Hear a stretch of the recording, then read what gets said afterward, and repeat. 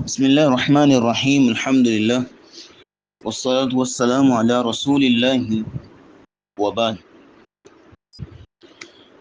آج سے انشاءاللہ سورہ فرقان کی تفسیر کا آغاز ہوتا ہے۔ سورۃ النور کے بعد سورۃ الفرقان، پہلے اس کے تعارف کے حوالے سے، اس کے مضامین اور موضوع کے حوالے سے بات کر لیتے ہیں۔ سورۃ الفرقان کا نام اس کی پہلی آیت سے لیا گیا، تبارک الذی نزل الفرقان علی عبدہ لیکون للعالمین نذیرا۔ بابرکت ہے وہ ذات کہ جس نے اپنے بندے پر فرقان نازل کیا تاکہ وہ دونوں یعنی جن و انسان کو ڈرانے والا ہو، تنبیہ کرنے والا ہو، آگاہ کرنے والا ہو۔ یہ مکی صورت ہے، اس کی 77 آیات ہیں، 6 رکوع ہیں۔ ترتیب مصحف میں 25 نمبر پہ ہے سورۃ النور کے بعد،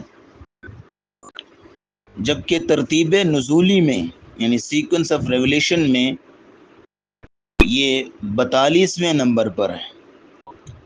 سورہ یاسین اور سورہ فاطر کے بعد نازل ہوئی۔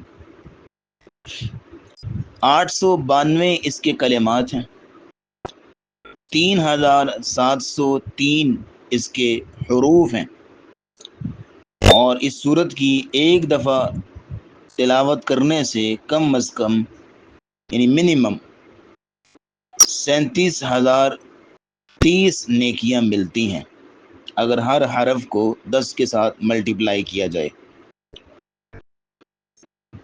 جہاں تک تعلق ہے اس کے موضوع کا اور اس کے مضامین کا، تو چونکہ ہم نے بتایا کہ یہ مکی صورت ہے،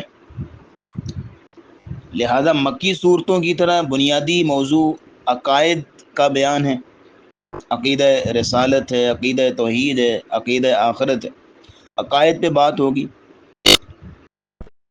اس لیے سب سے پہلے اس صورت میں توحید پہ بات کی گئی ہے، عقیدہ توحید کو سمجھایا گیا ہے، کیونکہ وہی عقیدہ ہے جو کہ سب سے پہلے ہے اور سب سے اہم ہے۔ پھر اس کے بعد عقیدہ رسالت پہ بات ہوتی ہے، کیونکہ یہ عقیدہ رسالت ایسی چیز ہے جو اللہ اور بندے کے درمیان ایک واسطہ ہے، کنیکشن ہے۔ پھر اس کے بعد عقیدہ آخرت پہ بات ہوتی ہے، کیونکہ وہ خاتمہ ہے اور اختتام ہے اور انجام بھی ہے۔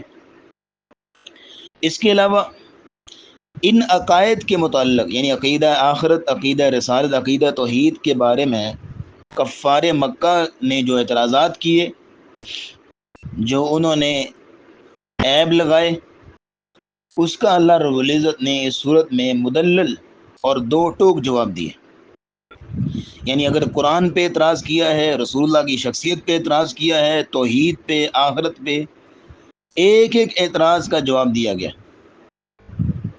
لیکن اگر غور کیا جائے اس کے مضامین پہ، تو اس صورت کا جو کلائمیکس ہے، جو عروج اور چوٹی ہے، وہ ہے دفاع رسالت، رسول اللہ صلی اللہ علیہ وسلم کی شخصیت کا، آپ کی رسالت کا دفاع کرنا۔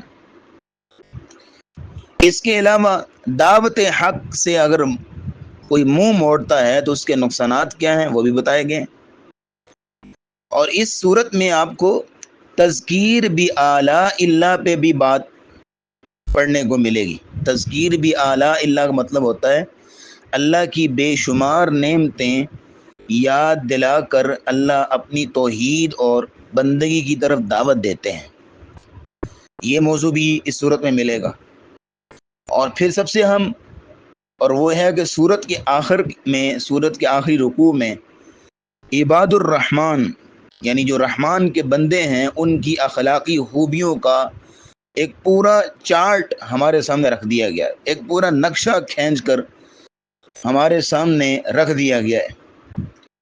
اور اس لیے کہ تاکہ آپ لوگ اس کسوٹی پر پرکھ لیں اور دیکھ لیں، یہ معیار ہے عباد الرحمن کا، یہ صفات ہیں عباد الرحمن کی، اور اس کو پڑھ لو اور پرکھ لو کہ کھرا کون ہے اور کھوٹا کون ہے، عباد الرحمن میں سے کون ہے اور عباد الشیطان میں سے کون ہے. وہ صورت کے آخر میں انشاءاللہ ذکر کریں. جہاں تک تعلق ہے اس صورت کے محل وقوع کا، تو اس حوالے سے ایک بات نوٹ کریں کہ سورۃ الفرقان سے لے کر سورہ سجدہ تک، سورۃ فرقان سے لے کر سورہ سجدہ تک مسلسل 8 مکی صورتیں ہیں کہ ان کے اندر مکہ کے جو معاملات ہیں، مکی موضوعات ہیں، وہ بیان ہے. ظاہر مکی صورتیں، سورہ فرقان سے لے کے سورہ سجدہ تک مسلسل 8 صورتیں مکی ہیں، اور ان کے آخر میں ایک مدنی صورت آئے گی جس کو سورۃ احزاب کہا جاتا ہے، اور یہ معنوی اعتبار سے سورۃ النور کے ساتھ ملتی جلتی ہے، مشابہ ہے. بلکہ یہ دونوں صورتیں، سورۃ احزاب اور سورۃ النور، یہ بالکل آگے پیچھے نازل ہوئی. پہلے سورہ احزاب نازل ہوئی، اس کے بعد جو ہے وہ سورۃ النور نازل ہوئی. دونوں معنوی اعتبار سے ملتی ہیں. لیکن یہ جو مکی صورتوں کا جو مجموعہ ہے، سورہ فرقان سے لے کے سورہ سجدہ تک 8 مکی صورتیں، ان میں صرف آپ سورۃ الفرقان کو چھوڑ دیں، باقی جو 7 صورتیں ہیں وہ ساری حروف مقطعات سے شروع ہوتی ہیں. جیسے کہ سورۃ الشعراء اور سورہ قصص ہے، وہ شروع ہوتی ہے طاسین میم. ان کے درمیان میں آتی ہے سورہ نمل، اور وہ شروع ہوتی ہے طاسین. اور بقیہ 4 صورتیں جو ہیں وہ سورہ عنکبوت ہے، سورۃ الروم ہے، سورہ لقمان، سورہ سجدہ، یہ الف لام میم سے شروع ہوتی. یعنی یہ 8 صورتیں ہیں جن میں سورہ فرقان بغیر حروف مقطعات کے، اور باقی 7 صورتیں حروف مقطعات، جن کی تفصیل ہم نے بتا دی. اور یہ 8 صورتوں کا جو مجموعہ ہے، یہ مکی دور کے درمیانی 4 سالوں میں نازل ہوا ہے. یعنی نبوت کے اگر 12-13 سال ہیں مکی کے، تو ان میں جو درمیان والے 4 سال ہیں، یعنی نبوت کے 5ویں سال سے لے کے 8ویں سال تک، ان 4 سالوں میں یہ 8 مکی صورتیں نازل ہوئی. اب اس حساب سے اگر آپ سیرت النبی کا مطالعہ کر لیں، رحیق المختوم کا مطالعہ کر لیں، تو آپ کو پتہ چل جائے گا کہ ان 4 سالوں میں مسلمانوں کے، اسلام کے، نبی اسلام کے سیاسی لحاظ سے، معاشرتی لحاظ سے کیا حالات تھے، کیسے زندگی گزار رہے تھے، اور کفار کس طرح کا ظلم کر رہے تھے. تو پھر آپ کو ان صورتوں کے مضامین کو سمجھنا آسان ہو جائے گا. اس کے علاوہ جو پہلے 4 سالوں میں صورتیں نازل ہوئی ہیں، یعنی نبوت کے شروع میں سے لے کر پہلے جو 4-5 سال ہیں نبوت کے، ان سالوں میں جو مکی صورتیں نازل ہوئی ہیں وہ آخری منزل میں آپ کو نظر آئیں گی، قرآن مجید کی 7ویں منزل کے اندر. اور جو نبوت کے یعنی مکہ کے آخری 4 سالوں میں صورتیں نازل ہوئی ہیں، یعنی 8ویں سال سے لے کے 11، 12، 13 ہجرت تک، ان سالوں میں جو صورتیں نازل ہو رہی ہیں مکی، وہ قرآن کے شروع کے اندر ہے. سورۃ الانعام، سورۃ الاعراف، اور اسی طرح پھر سورہ یونس سے لے کر مومنون تک تقریباً 15 صورتیں ہیں جو مکی ہیں. تو یہ ترتیب ہے قرآن کے اندر مکی صورتوں کی. اس طرح کی جو درمیانے نبوت مکی دور کے درمیانی 4 سالوں میں صورتیں نازل ہوئی ہیں، مکی دور کے درمیانی 4 سالوں میں صورتیں نازل ہوئی ہیں، ان کو درمیانے قرآن میں رکھا گیا. اور جو صورتیں قرآن کے آپ کو شروع میں ملیں گی مکی، ان کا زمانہ کون سا ہے؟ وہ آخری 4 سالوں میں نازل ہوئی ہیں. اور جو قرآن کے آخر میں آپ کو مکی صورتیں ملیں گی، وہ مکی دور کے پہلے 4 سالوں میں نازل ہوئی. تو یہ ترتیب ہے. بہرحال یہ تھوڑا سا اس لیے بیان کیا گیا تاکہ مضامین کو سمجھنا آسان ہو آپ کے لیے. تو اس صورت کا اگر آپ حدیث کے اندر تذکرہ پڑھنا چاہیں کہ حدیث کے اندر اس صورت کا تذکرہ کس انداز سے ہے، تو وہ کچھ یوں ہے کہ حضرت ہشام بن حکیم رضی اللہ تعالیٰ عنہ ایک دفعہ نماز پڑھا رہے تھے، اور اس میں سورۃ فرقان کی تلاوت کر رہے تھے. اور پیچھے نمازیوں میں حضرت عمر کھڑے تھے. تو حضرت ہشام بن حکیم رضی اللہ تعالیٰ عنہ سورہ فرقان کی تلاوت اس انداز سے کر رہے تھے، اس قرات سے کر رہے تھے کہ جو قرات امیر المؤمنین عمر رضی اللہ تعالیٰ عنہ نے نہیں پڑھی ہوئی تھی، یعنی ان کے لیے نئی تھی. امیر المؤمنین عمر رضی اللہ تعالیٰ عنہ کہتے ہیں کہ میں نے جب نماز کے اندر سنا کہ یہ کیسے پڑھ رہے ہیں سورۃ فرقان کو، قرآن کو کیسے پڑھ رہے ہیں، ایسے تو ہم نے نہیں پڑھا، نہ ہی رسول اللہ نے ہمیں پڑھایا، یہ کس انداز سے پڑھ رہے ہیں. عمر رضی اللہ تعالیٰ عنہ فرماتے ہیں کہ میرا دل کیا کہ نماز کے اندر ہی میں اس کو پکڑ لوں. ظاہر ہے کہ وہ اللہ کے معاملے میں، اسلام کے معاملے میں بڑی غیرت والے تھے. کہتے ہیں ظاہر ہے کہ نماز تھی تو فتصبرت، میں نے بڑی مشکل سے صبر کیا.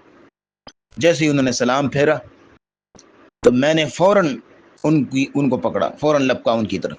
ان کے گلے میں چادر تھی تو اس کو بل دے کے اس کو، یعنی حضرت ہشام کو کھینچتے ہوئے رسول اللہ کے پاس لے گئے اور جا کے اپنا مدعا بیان کیا.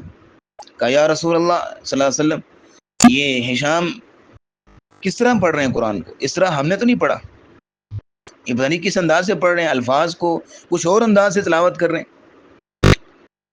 نبی کریم صلی اللہ علیہ وسلم نے فرمایا ہشام آپ پڑھ کے سنائیے. تو ہشام رضی اللہ تعالیٰ عنہ نے اسی طرح پڑھا جس طرح کے نماز کے اندر ابھی پڑھ رہے تھے، جس کی وجہ سے امیر المومنین ان کو پکڑ کے لے آئے. جب ہشام نے سورہ فرقان پوری پڑھ دی تو نبی اسلام نے فرمایا احسنت، آپ نے ٹھیک پڑھا ہے، اچھا پڑھا ہے، اسی طرح پڑھنا ہے. ہاکذا انزلت، اسی طرح نازل ہوا ہے. پھر آپ نے فرمایا عمر آپ پڑھیے، آپ کس طرح پڑھتے ہیں.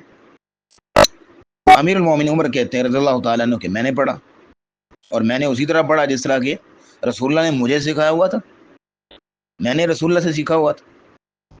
جب میں نے سورہ فرقان مکمل کر لی تو مجھے رسول اللہ نے فرمایا احسنت، آپ نے بھی ٹھیک پڑھا. ہاکذا انزلت، اسی طرح بھی نازل ہوا ہے. اب نبی کریم صلی اللہ علیہ وسلم کے ان الفاظ کو سن کے تو امیر المومنین عمر رضی اللہ تعالیٰ عنہ چونک گئے، ایک دفعہ حیرت میں آ گئے کہ ہشام کسی اور طریقے سے پڑھ رہے ہیں، میں کسی اور انداز سے پڑھ رہا ہوں، الفاظ بھی مختلف ہو رہے ہیں، انداز بھی مختلف ہو رہا ہے، تو دونوں ایک جیسے کیسے اور دونوں ٹھیک کیسے؟ لازماً ایک غلط ہونا چاہیے، ایک صحیح ہونا چاہیے. لیکن پھر نبی اسلام نے وضاحت کی، آپ نے فرمایا کہ انزل القرآن علی 7 احرف، قرآن جو ہے وہ 7 حروف پہ نازل ہوا ہے، 7 لہجوں پہ نازل ہوا ہے، یعنی اس کی مختلف قراءات ہیں. فَقْرَؤُوا مَا تَيَسَّرَ مِنْهُ، تو تم اس طرح پڑھ لو جس طرح تمہیں آسان لگے. اس لیے کہ شروع میں قرآن نازل ہوا تھا قریش کے لہجے پہ، قریش کے انداز پہ، لیکن یہ ہے کہ جیسے رسول اللہ مدینے میں گئے ہیں، ہجرت کی ہے، تو ظاہر ہے کہ زبان تو سب کی عربی تھی وہاں پہ، لیکن لہجے مختلف تھے، ہر قبیلے کا اپنا انداز تھا. آج بھی آپ دیکھ لیجئے پاکستان میں ظاہر ہے کہ نیشنل لینگویج ہماری اردو ہے، لیکن لاہور والوں کی اردو، فیصل آباد والوں کی اردو اور کراچی والوں کی اردو میں فرق ہے نا. اگر کوئی شخص ایک کراچی والے کو سن رہا ہے اردو بولتے ہوئے اور ایک لاہور والے کو، تو وہ کہے گا یہ کیسے اردو بول رہا ہے. اور لاہور والے مطلب یہ ہے کہ تھوڑا سا اس میں ڈفرنس ہے. تو اسی طرح ان کے ہاں بھی عربوں کے اندر ڈفرنس ہوتا تھا. جیسے آج آپ پشتوں کو دیکھ لیجیے، اب کسی پٹھان کے پاس بیٹھیے اور اسے کہیے گا کہ پشتوں کے اندر کتنی لینگویجز ہیں، یعنی کتنی اس کے اندر لہجے ہیں، اس کے اندر ورڈنگ ڈفرینٹ ہے. بلکہ ایک پٹھان جو ہے وہ دوست تھا، تو وہ کہتا تھا کہ یہ فلاں علاقے کی جو پشتو ہے وہ ہمیں نہیں آتی، حالانکہ ہے پشتو ہے، اور فلاں علاقے کی پشتو وہ بھی ہمیں نہیں آتی، یعنی ڈفرینٹ ہے بالکل. اسی طرح عربی زبان چاہے عربی ہے لیکن قریش کی لغت اور ہے، حوازن کا طریقہ کار بولنے کا اور ہے، قبیلہ بنی قے ہے اس کا جو ہے وہ طریقہ کار بولنے کا اور ہے.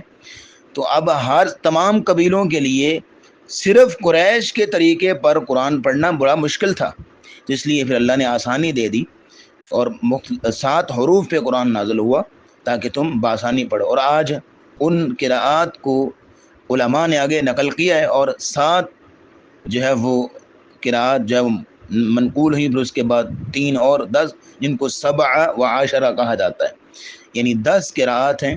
اور ان کے اندر اگر قاری نکالی جائے تو دو دو قاری مزید پھر ان کے آگے راوی اور ترک بن جاتے ہیں.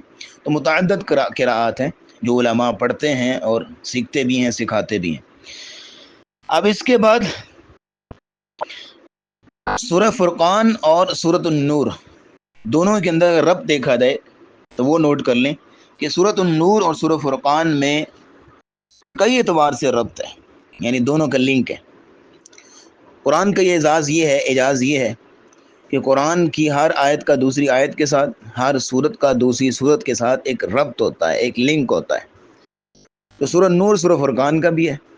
سورۃ النور میں بھی توحید کے دلائل آئے اور سورہ فرقان میں بھی کثرت کے ساتھ توحید کے دلائل آئیں گے.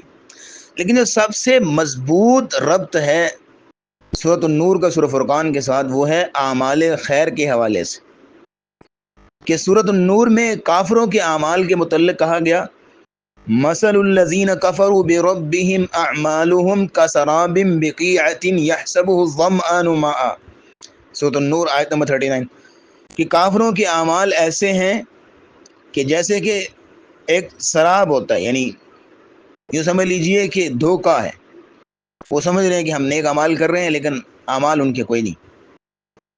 کہ ایسے ہے کہ جیسے سراب ہے کہ صحرا میں تپتی ریت، پیاسا دور سے دیکھتا ہے سمجھتا ہے کہ جیسے پانی نظر آ رہا ہے لیکن قریب جاتا تو پانی نہیں ہوتا. تو ان کے اعمال بھی ایسے ہی. آج دنیا میں سمجھ رہے ہیں کہ ہم بڑے اچھے اعمال کر رہے ہیں، نیک اعمال کر رہے ہیں، لیکن ان کی حقیقت کوئی نہیں. ان کے اعمال اللہ کے یہاں قابل قبول نہیں ہیں. اور اسی طرح کی بات سورہ فرقان میں آتی ہے 19ویں پارے کے شروع میں وَقَدِمْنَا إِلَى مَا عَمِلُوا مِنْ عَمَلٍ فَجَعَلْنَاهُ هَبَاءً مَنْثُورًا. اللہ کہتے ہیں کہ ہم ان کے اعمال کی جانب بڑھیں گے اور ہم ان کے اعمال کو ہباء منصورا کر دیں گے، یعنی گرد و غبار کی طرح اڑا دیں گے، کوئی حیثیت ان کے اعمال کی. تو یہ اس انداز سے ایک ربط ہے سورہ فرقان کا سورۃ النور کے ساتھ. تو یہ سورت کا تعارف ہوا. انشاءاللہ آئندہ درس سے اس کی تفسیر کا آغاز کریں گے. وآخر دعوانا الحمد للہ رب العالمین.